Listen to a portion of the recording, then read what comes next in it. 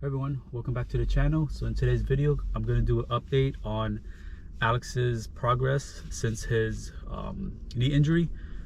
Right now, it's about 16 weeks since his surgery. Right now it's like the end of September, about to be October.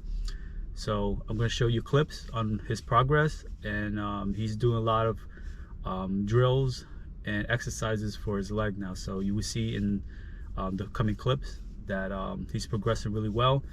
Everything is on track. He's supposed to see his doctor in about another 3 weeks for another follow-up.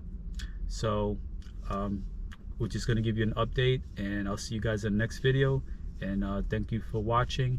And I'm probably going to do maybe update videos every month perhaps, because right now I can't get to his physical therapy that often due to my schedule. So I'm probably gonna do it every month or so with the progress and see how it goes.